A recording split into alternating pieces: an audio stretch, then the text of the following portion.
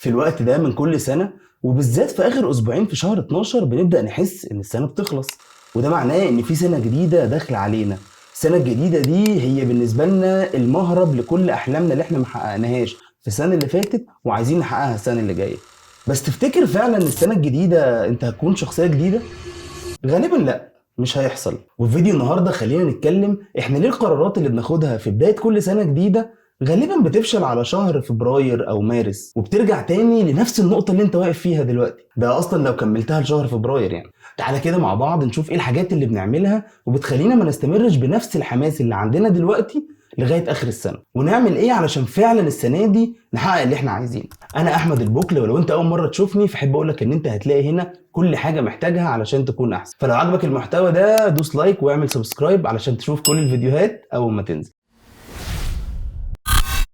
ناس كتير قوي بتكون فاكرة ان هم يقدروا يغيروا حياتهم بشكل جذري، او حتى ممكن يكون سحري في لحظات معينة، بمجرد بس ان هم ينقلوا مكانهم لمدينة تانية او بلد تانية، او يلاقوا صحاب جداد، وشايفين ان هم لما يعملوا الحاجات دي كلها او على الاقل يعملوا حاجة واحدة منها ان حياتهم هتتغير. الحقيقة ممكن فعلا يكون معاهم حق، لان ساعات البيئة اللي حوالينا هي اللي بتكون معطلانا عن ان احنا نحقق اهدافنا او ان احنا نعمل الحاجة اللي عايزينها عامة. بس في اغلب الوقت ولو عملت كل اللي نفسك فيه وهربت من كل الحاجات اللي بتعطلك دي، هتلاقي نفسك بتتعامل مع نفس المشاكل اللي انت بتتعامل معاها دلوقتي. لان ببساطة انت فعلا صعب تهرب من نفسك، صعب تهرب من شخصيتك، من عاداتك اللي انت عايز تتخلص منها. ولو صحيت الصبح ولقيت نفسك في كندا مثلا او على شط من شواطئ بالي، هتلاقي كل الحاجات اللي انت عايز تتخلص منها موجودة معاك. الا بقى لو اشتغلت على نفسك وواجهت العادات اللي عندك دي وقررت وكان عندك النية فعلا ان انت تغيرها. نفس الكلام نقدر نقول على الوقت.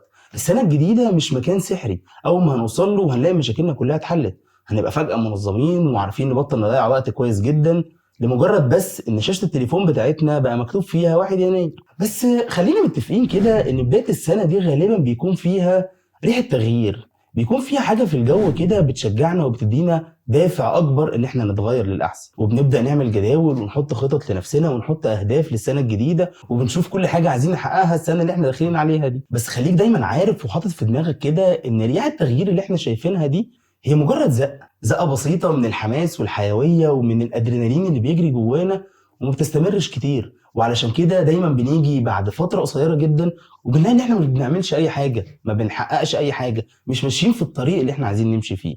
ده لمجرد ان الزقة اللي احنا اتزقناها في اول السنة مفعولها راح. علشان كده اول حاجة محتاج تعملها علشان فعلا تحقق الحاجات اللي انت عايز تحققها دي، ان انت ما تستناش الزقة دي تدخلك في دوامة من الاهداف الكتيرة جدا اللي انت مش هتحققها. وابدأ دلوقتي، حتى لو كنت بتشوف الفيديو ده قبل 1 يناير او في شهر 3 او في شهر 7، ايا كان انت بتشوف الفيديو ده امتى، فانت محتاج تبدأ دلوقتي.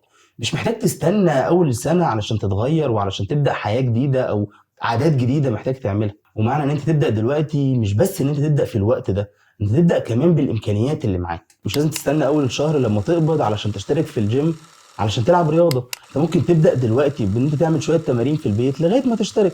ما تستناش كل حاجة حواليك تتظبط على الهدف اللي انت عايزه، لا ابدأ وبعدها كل حاجة هتتظبط. ومش لازم تستنى السنة الجديدة عشان يبقى عندك وقت اكتر وتعمل الحاجات اللي انت عايز تعملها. صدقني انت لو ما عندكش وقت دلوقتي فانت مش هيكون عندك وقت كمان اسبوعين تعمل نفس الحاجة. انت كل اللي عليك ان انت تبدأ حتى لو بشكل صغير وتبدأ تكبره مع الوقت. يعني مش لازم تقول انا هجري كل يوم ساعه وانت يومك اصلا ما فيهوش الساعه اللي تقدر تجري فيها دي. كفايه جدا ان انت تجري ربع ساعه في اليوم، تحاول على قد ما تقدر توفر الربع ساعه دي، ومع الوقت تزودها واحده واحده لحد ما توصل للساعه اللي انت عايزها. بس المهم ان انت تدرب مخك نفسه على العاده اللي انت عايز تعملها دي. تاني حاجه محتاج تعملها ان انت تنسى تماما ان انت تربط اهدافك بالسنه.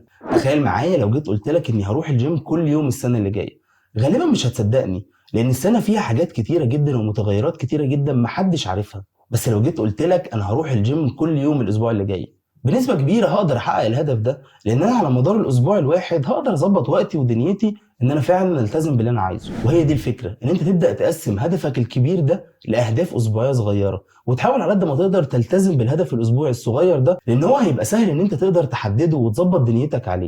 ولما الاسبوع ده يخلص تبتدي تشوف الاسبوع اللي بعده وهكذا. مش بدل ما تيجي تقول انا هقرا السنه الجايه 12 كتاب، لا انت بكل بساطه هتقول ان انا هقرا كتاب واحد في الشهر، والكتاب تقريبا يعمله بتاع 300 او 400 صفحه، فانا كل اسبوع كل اللي محتاج اقراه هو 60 او 70 صفحه بس. فبدل ما هو عندك 12 كتاب في السنه، رقم كبير جدا بالذات لو انت لسه تبدا تقرا قريب، انت كل اللي عليك في الاسبوع ان انت تقرا 60 صفحه.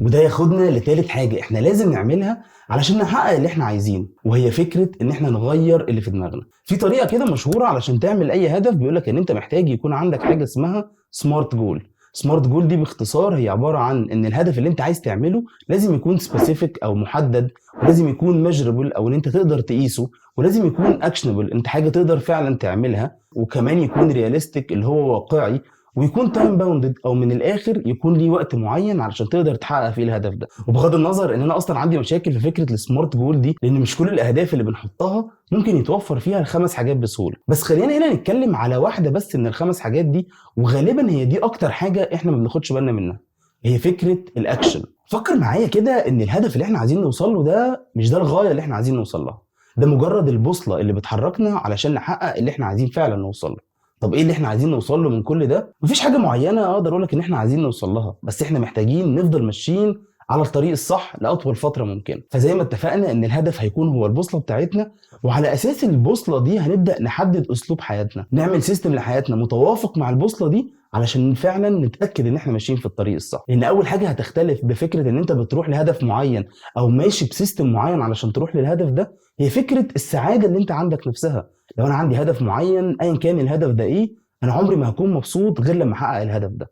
لكن لو انا عامل سيستم لنفسي وعامل نظام لنفسي بيخليني امشي على الطريق الصح، فانا كل يوم عملت الحاجه دي بقيت مبسوط، مش مستني نتيجه معينه علشان اكون مبسوط او سعيد في حياتي، لا ده انا باخد خطوات حتى لو صغيره ناحيه الهدف ده. واكتر جمله بحبها عامه في الموضوع ده هي جمله It's about the journey not the destination. مش مهم انت هتوصل امتى ولا هتوصل فين، المهم ان انت ماشي على الطريق الصح. واخر حاجه محتاج تعملها ان انت تتابع التطور بتاعك، ومش تتابع التطور ده من السنه للسنه زي ما بنعمل.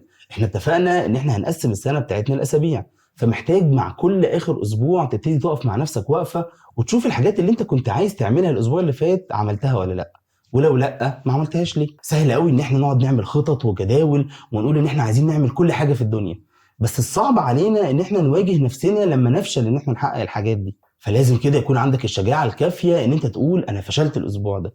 ودي حاجه طبيعيه جدا، لان اكيد ال 52 اسبوع بتوع السنه مش كلهم هيبقوا ناجحين، اكيد في اسابيع هتعدي وهتقع مننا ايا كان الاسباب اللي هتقع مننا عشانها. بس لو فعلا عايز تنجح اخر السنه وتوصل للي انت عايز توصل له، محتاج تقف مع نفسك كل شويه وتشوف انت فعلا ماشي في الطريق الصح ولا لا، وخدت خطوات لقدام ولا لا، بدل ما تيجي اخر السنه وتبص على السنه اللي فاتت دي كلها وتلاقي نفسك في الاخر واقف مكانك. بس كده.